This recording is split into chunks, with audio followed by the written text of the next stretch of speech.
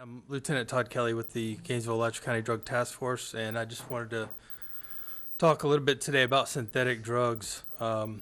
It's been an epidemic in South Florida, particularly Broward County, and it's something that we are seeing here locally as well, not to the epidemic that they're having down south, but it's something that we do have here. All of these items that you'll see today is stuff that we've recovered here within Alachua County. And so I'll just give you a brief overview and go through some of these. Spice, all of these drugs that we're talking about are in a class of drugs that are called synthetics. A lot of times the media or people will get caught up with specific types of synthetics, and when they talk about Flocka, which is going on down south, or Molly, they're kind of buzzwords about particular types of drugs, but they all fit into a class of drugs that are known as synthetic drugs. And what they are is they're man-made psychoactive substances that mimic the effects of other drugs. So these are generally they're all made in China in a lab. Their function is to mimic the effects of cocaine, marijuana, heroin, and so on. What they are not are spices or herbs for cooking, minerals that are added to water. When we talk about bath salts, we're not talking about what you might buy at Walmart to relax when you take a bath and sprinkle into the water. Often they're marketed in that manner and they appear the same as some of those items, but that's not what they are. One of the misconceptions is that from people that are using synthetic drugs is that it may be safe because it's made in a lab. Much like prescription pill epidemic is that, well, it came from a pharmacy, it must be safe. The problem with these type of drugs in the synthetics is that you don't know who the scientist is. You don't know what they're doing. They're moving around molecules to, one, avoid prosecution because the legislature has been able to go through chemical by chemical. But essentially what's happening is they end up playing whack-a-mole with different type of chemical compounds. And so if you change the molecules, you change the makeup of a particular type of drugs, then it changes the makeup, and therefore it's no longer illegal for a certain amount of time until the legislation can catch up. But that's essentially what they're doing with these chemicals, is altering them slightly, and it's to produce an effect of an illegal drug. Bath salts a couple years ago had gotten a lot of media attention because of some overdoses that were pretty significant, and we saw it here locally, but most of the local vendors that had this type of item in their stores were very voluntary to pull it off, and we didn't have much of an enforcement problem with that. Once they found out the listed chemicals were illegal, they pulled them off the shelves themselves and sent them back to distributors. We didn't really have an issue locally with that. This is a case that received a lot of notoriety. This gentleman, Rudy Eugene, down in South Florida, attacked a homeless man. This person was high on bath salts, and he attacked a homeless person, South Florida, and was chewing his face, essentially chewing his face off. Bizarre behavior. You notice that he's nude in this photo. One of the main effects of synthetic drugs on someone that is using them, or specifically if they overdose on them, is that it elevates their body temperature very rapidly. They'll consume large amounts of water because they're dehydrating very quickly. It's their body's natural reaction to try to hydrate. In this particular individual, he had 5 empty water bottles in the vehicle that he had left from, trying to hydrate. Whether he knew he was trying to hydrate or not, there's a real strong desire to get water. And because of the elevated body temperature, a lot of these people that overdose on synthetics will end up nude. They're going to strip off their clothes because they feel like they're on fire. They just got to get the clothes off of them. They're looking for water. And these are type of things that can happen when somebody does overdose on those. Synthetic marijuana is also another part of synthetic drugs. We did have a real issue with this here. We've made a significant impact in the enforcement of this, but as you can see by these, what's disturbing about the spice and K2 and all these synthetic cannabinoids is the way they're marketed. If you see the Scooby Snacks, you see the SpongeBob guy there, geeked up, they're marketed in packaging that's very appealing to minors. These are often sold in convenience stores. parents, teachers may come across this in a backpack or fall out of a kid's pocket. You may not take a second glance at it. It looks like candy or something, and a lot of times it's labeled as potpourri. It'll say on there, not safe for human consumption, but to the uninformed, it may look like candy or some sort of air freshener or something. They may not think anything about it, but very dangerous stuff, and we've seen a lot of it here locally, and we've made a real significant impact on that here locally. We had it about a year ago. If y'all recall, there was about 30 people that were admitted into local ERs that overdosed on synthetic cannabinoids here locally. Milk. I'm scared. Get them. I mean, I want them to know what Mojo doing to people. Oh, somebody. Oh, he needs some milk. Y'all go help her, y'all. Y'all, he gonna die. He having a seizure, I bet you, Sparkle. No, he needs some milk. They got milk. I know.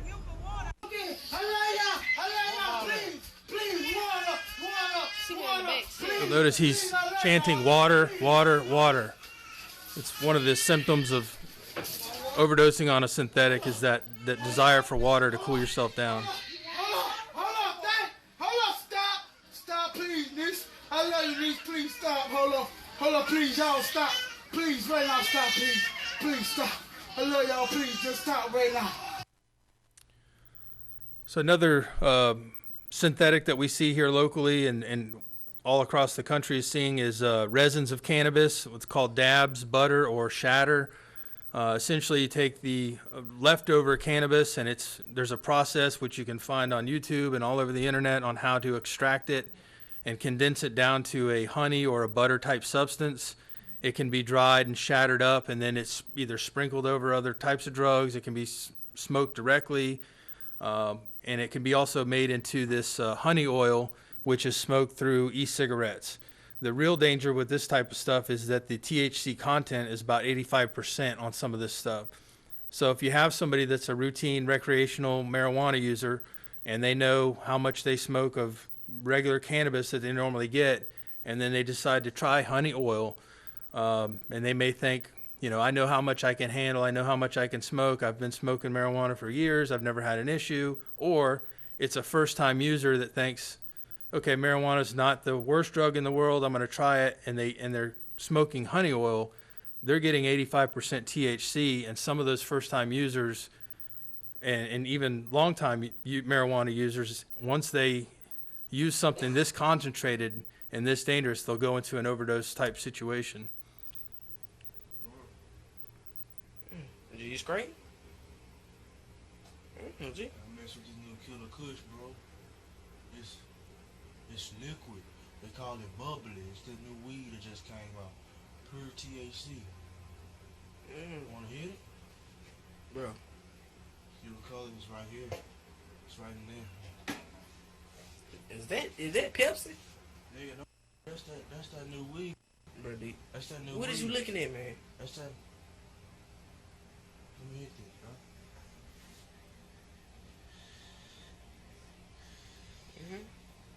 I mean, like, give yourself a chance to breathe.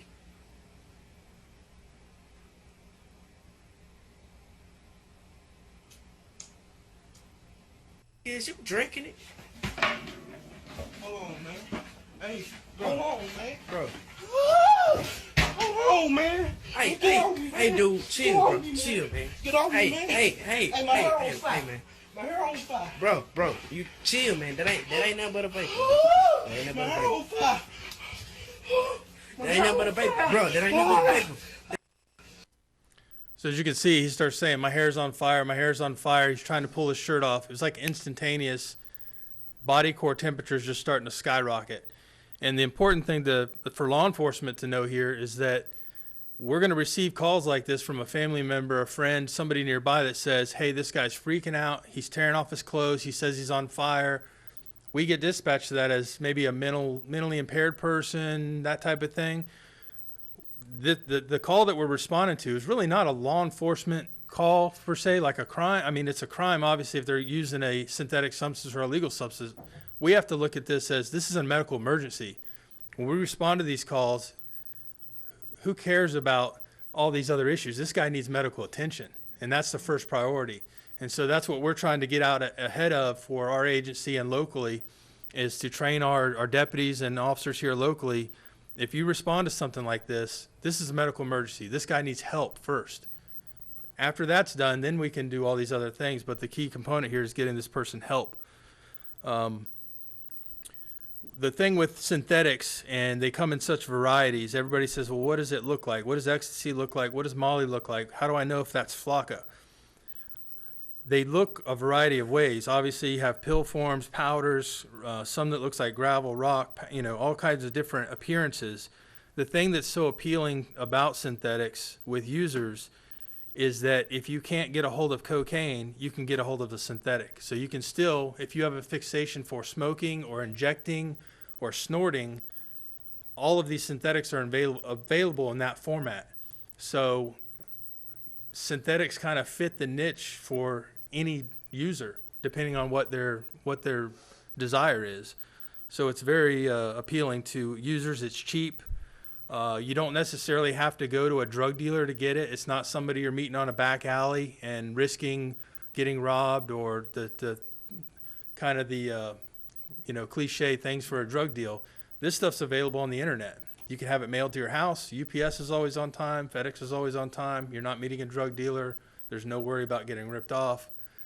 So that's part of the issue with some of the significance that it's had in South Florida and across the country.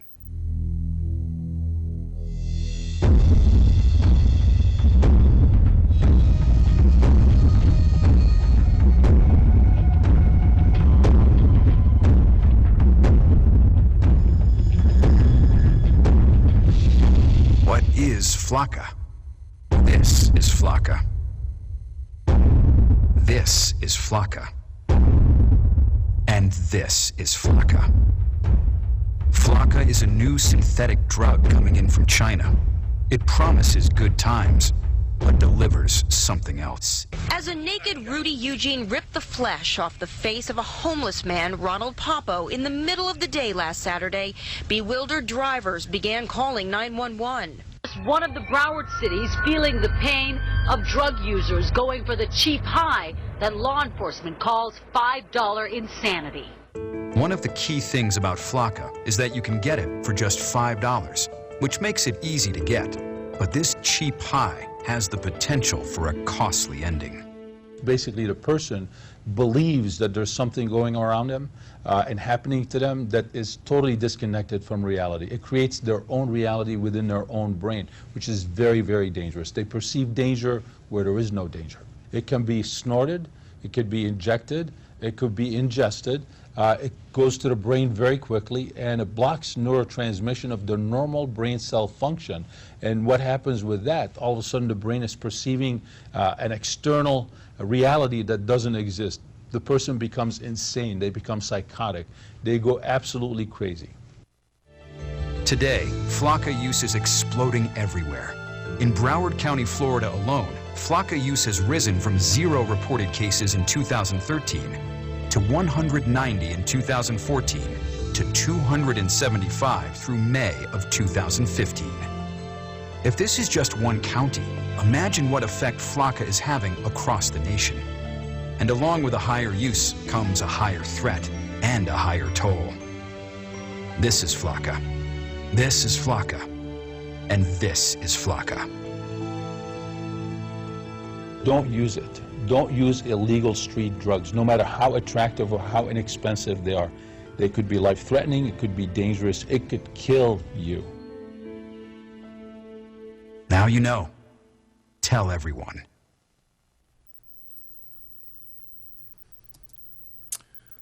So Flocka, it's something that here locally, a lot of people have called it Molly. We've made undercover buys where we've bought what people have said is Molly.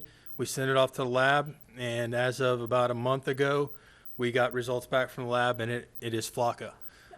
Even though they're calling it Molly here locally and throughout a lot of other areas in the state, and when it comes back from the lab, it is Flocka. There's very minor differences in the chemical makeup, but if you want Molly, and I'm selling you that, I'll say, sure, it's Molly.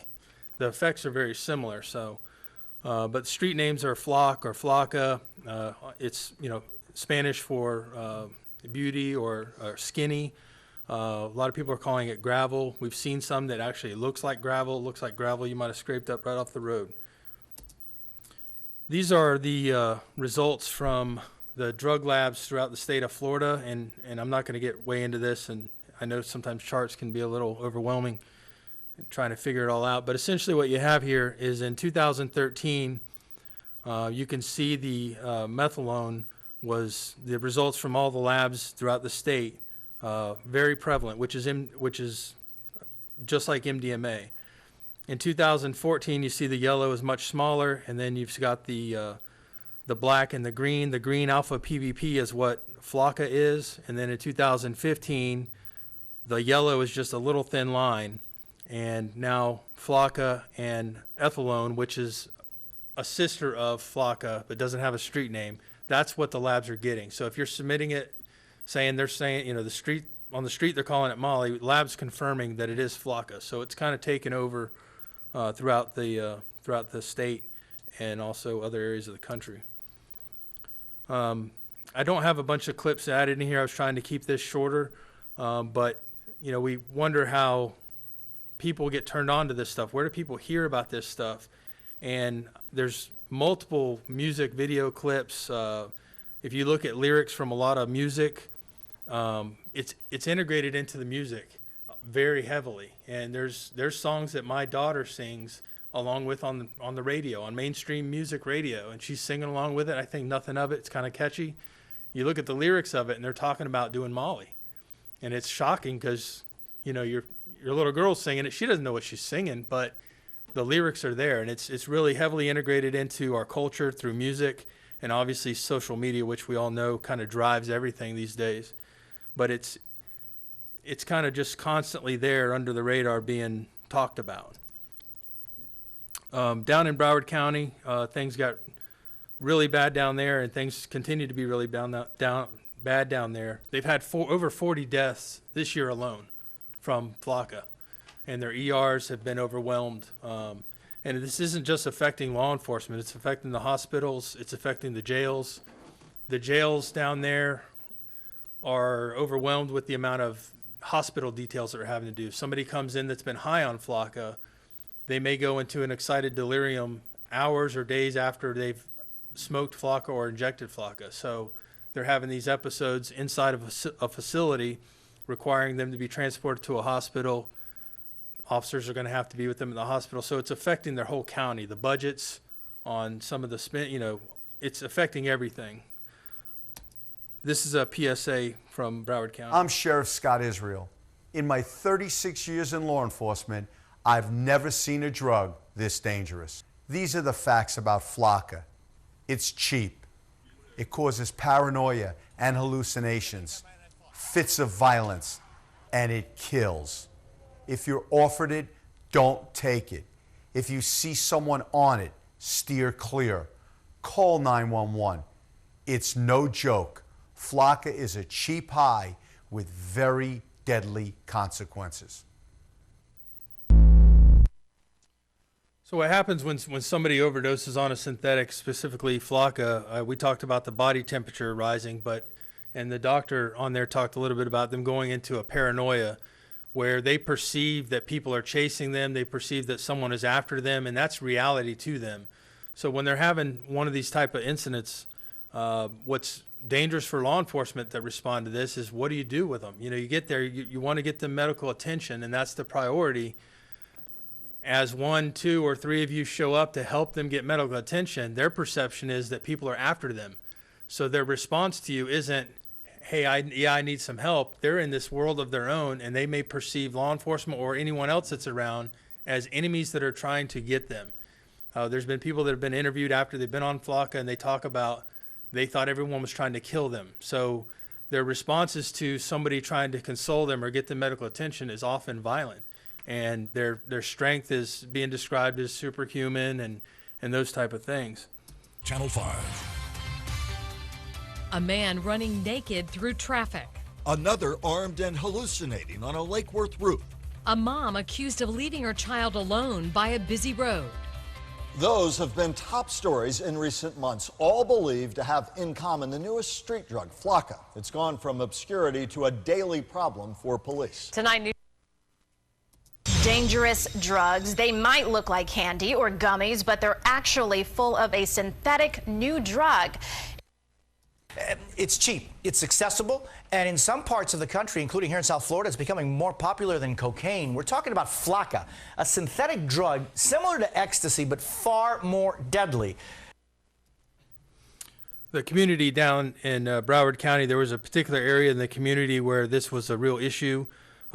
Years and years of drug sales and drug use in this area that the community never really got behind the police and never really worked with the police to combat that. Once Flocka hit down there and people started dying, it was described by me by members of the Broward County Sheriff's Office is that the community all of a sudden turned and said, we need help. We want to fight with you guys against this. They've done a real big campaign down there. Obviously, you see the No Flock Zone. They've put up stuff, say no to flock. Some area rap groups from down there have put together some music that they're against Flocka. They're really trying to combat it because of the dangers that it's had in their community. This is something that we might expect to see downtown type situation, and this is very common from what Broward County is experiencing with their officers and the responses that occur.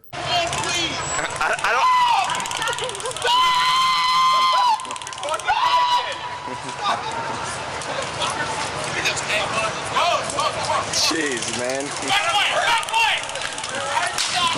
Jeez.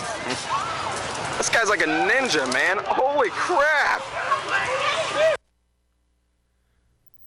So looking at that video, it looks bad. If something like that happens, you have a guy that's naked, he's completely sweaty, they may be cut because they've broken glass, they have a tendency to break shiny objects, mirrors, glass, they may be bleeding, covered in sweat, slimy, going into an excited delirium, and everybody's standing around watching, and they're videotaping it because they want to put it on YouTube.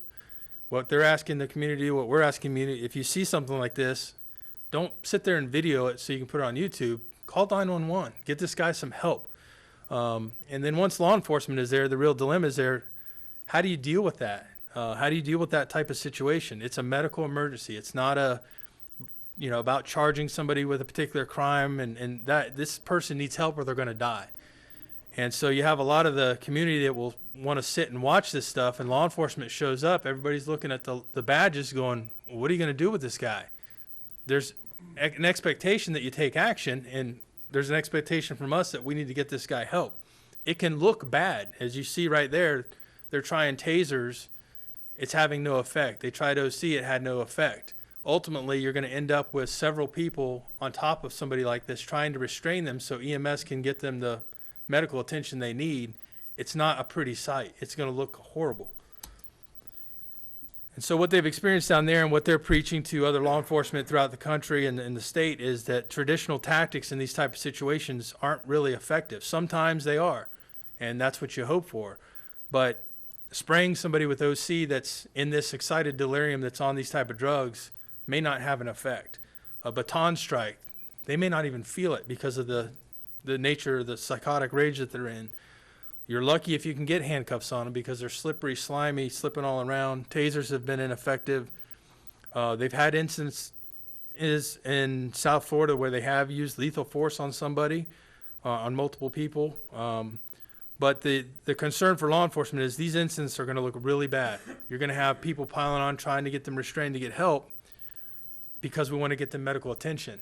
The perception of the public, if you saw that video, you might think, gosh, there's 4 or 5 guys pouncing on this guy to restrain him. Nothing's working. It looks awful. But that's the reality of Flocka, and that's the reality of some of these synthetic drugs is there's really no perfect answer for how you handle these type of situations. They're experiencing a lot of injuries to their officers as well as the people that are high on these type of drugs. So that really wraps up. I tried to keep it short. There's obviously, if you have an interest in this, if you go onto YouTube and search synthetic drugs or you search Flocka, there's countless videos of people that are high on this where they've been filmed by somebody else. But it's obviously a concern. We do have it here locally. As of 2 months ago, I would have said we've never seen Flocka. I was at a meeting in Jacksonville and they were asking us from the 13 counties, are y'all seeing Flocka? And everybody shook their heads and said no. That's not that way today, just in that short amount of time. And if we're starting to see it on the streets, if we're starting to make buys of that, then it's already here. It's much more than what we're hearing about. So we're trying to get out ahead of this. We're trying to educate the community about what this is, and our Combined Communications Center to expect calls like this. If they hear a call like this where somebody's naked running through the street, those type of symptoms, that this isn't a call that one person goes to. This is a call where you're going to need several people there. And also getting with our local hospitals and EMS to let them know what to expect and prepare for how to handle that type of situation. But we're really trying to get out in front of it before we have an epidemic like South Florida does, and we all hope that we don't. But we're prepared to deal with it in the best way possible based on their experiences down there. They've been gracious enough to share those with other law enforcement so we don't make the same mistakes that they did as they learned how to deal with these type of situations. So if anybody has any questions, I'd be glad to answer them if I can. But otherwise, I thank you for your time. Okay, Commissioner Cornell. Thank you, Lieutenant, for the presentation. Have you had an opportunity to share this presentation with GPD, Alachua Police Department, High Springs Police Department, UF, and Santa Fe?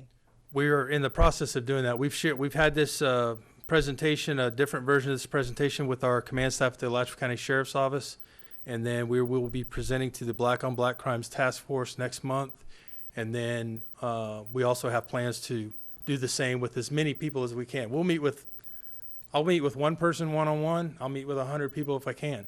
The goal is to talk to anybody we can about it and try to get it out there through our public information office. And about the school board, have you had a chance to meet? Not at this time. We just got this, together right now. But that's certainly in our plans, is to get it out to everybody that we possibly can. Thank you, Mr. Chair. Commissioner Hutchison.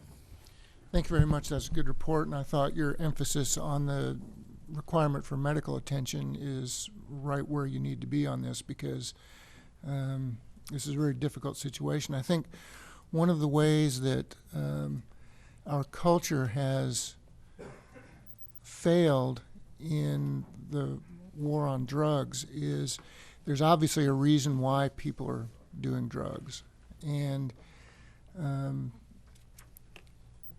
somehow educating people as to what that the counterbalance is. I mean, there's a reason why people are doing it, and you don't really address it, and most people don't.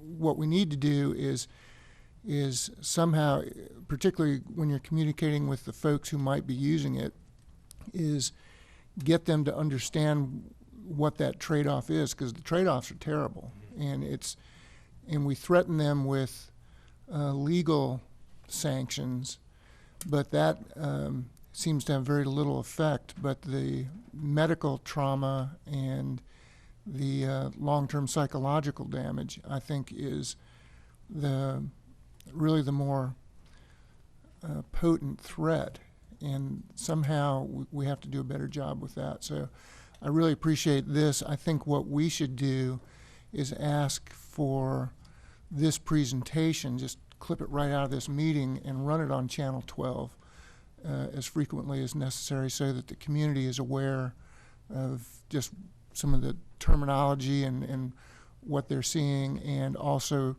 your plea to understand what happens when law enforcement does need to respond.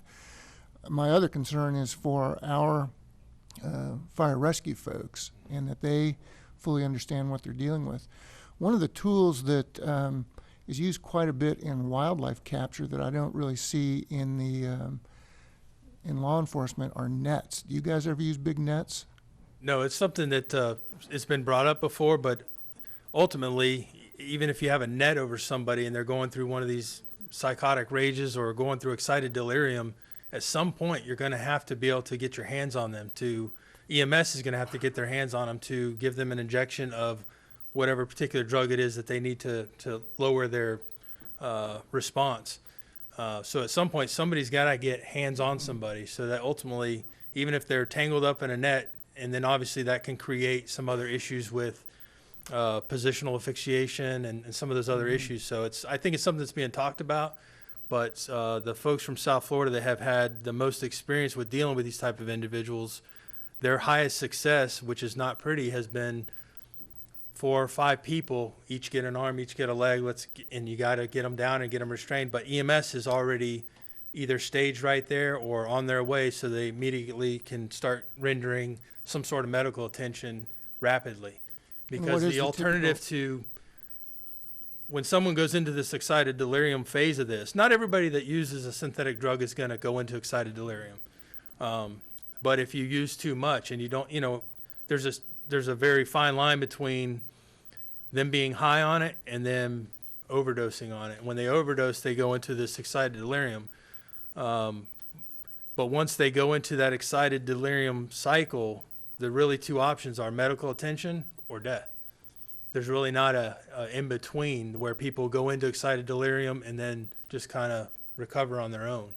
So it's really a dire situation to get your hands on them, get the medical attention there quickly. And what is the medical attention? Do they have something that reverses some of the effects? I don't know if it reverses the effects, but it definitely calms them down. I don't know the particular drug. There is a PowerPoint that's provided by Broward County that's specifically for EMS. They had representatives from EMS there, and they went over the particular type of drug that it is and what it does. Obviously, I don't have a medical background in that, but the chemicals or the drugs that they are injecting into them lower their body temperature, reduce their heart rate, get them back to a situation where they at least can be controlled enough to get them to an emergency room and start getting them the medical attention they need, at least where they can physically deal with them to get them there. Well, my question is, do you think that our local fire rescue folks either have the drugs or have the training? I don't know that they have the training, but they certainly, I believe they have the tools that they need to do it. And the excited delirium is not something that's new specific to this. It's occurred with other types of drugs in the past. So I have no doubt that they're equipped to handle it. But obviously we want to get this out to them and let them know that it's something we're seeing here, to expect to see more of that if this takes off here like it has in South Florida. But we certainly want to share the information with them so they're at least prepared for if we have a call like that and they show up, they know more than likely that's what they're dealing with, and kind of have extra, either whether they need extra supplies on hand or, the training to deal with that. And Mr. Chair, Commissioners, this is a rare situation where I've got all 3 majors working on this issue. I have the major over our communications center who interacts with emergency medical and fire personnel, and then my major at the jail, and then my major over operations. They've been instructed just within the last few days to get on this, learn from Broward County, pick TK's brain because he's been to the training. We're going to stay tapped into this. We're going to stay ahead of it and stay informed. And the piece for today is to present to you, and I appreciate you taking it in the spirit that it was intended, is to raise your awareness and also to raise our citizens' awareness. Having this play on Channel 12 for the public education will be a nice thing to have and to reach out and inform our community. But from a remedy standpoint and a response standpoint, we are learning as much as we can from Broward County and also Orange County. They're starting to see it and much higher levels also. And as you've heard from Lieutenant Kelly, it's here in Alachua County, and we've just got to get on it, stay on it, and deal with it. But we need your support. Appreciate it. Thank you. Great job. Thank you. Chief Diaz, I think he wants to respond. Mr. Chair, Harold Theus, Deputy Chief of Alachua County Fire Rescue. To answer the question that was posed, we do actually have a protocol that covers excited delirium. We carry 2 different types of medications that acts as a sedative towards that type of patient or other types of patients that may require that type of treatment. Our primary goal certainly is our personal safety and our crew's safety. So whenever we're encountered with a call like that, we make sure that the law enforcement has secured the scene the best of their ability. We attempt to get to the patient and give that sedative to the patient, then making the patient a little more approachable. At that time, we attempt to cool the patient down and transport very quickly to the hospital. Thank you. Thank you, Commissioner Cornell. Thank you, Mr. Chair. That was my question for the deputy. Deputy, how many have we had an increase in incidents in the last couple of months that you know I'm of? not personally aware of any of the FLACA calls that we've had where we've transported patients exhibiting symptoms of FLACA. The deputy was correct. We did have, I would say it's been probably a year ago now that we ran through a 24 to 36 hour period where we transported a rash of patients with synthetic marijuana. And those patients can exhibit some of the similar symptoms. They can be violent, belligerent, and very difficult patients to deal with, very irrational and unpredictable behaviors to deal with. And those patients we gave sedatives to make them safer for us and them and transport them to the hospital. And I assume if we go through another one of those situations, you'll be the first to know. We are. We have a system in place where there's a communication link. We contact the public health department, emergency management, of course administration is notified, and we start putting a plan in place to be able to address the increased demand, increased call load, whether it's through supplies or more units on the road. All right, thanks. Mr. Chair, I'd move that we request our public information staff to clip this presentation out and put it in circulation on Channel 12. Second. We got a motion and a second. Any further discussion to the motion that's on the floor? Are there any citizen comments to the motion that's on the floor? Seeing none, hearing none, those in favor of the motion vote by the sign of aye. Aye. Those opposed, same sign. Motion carries.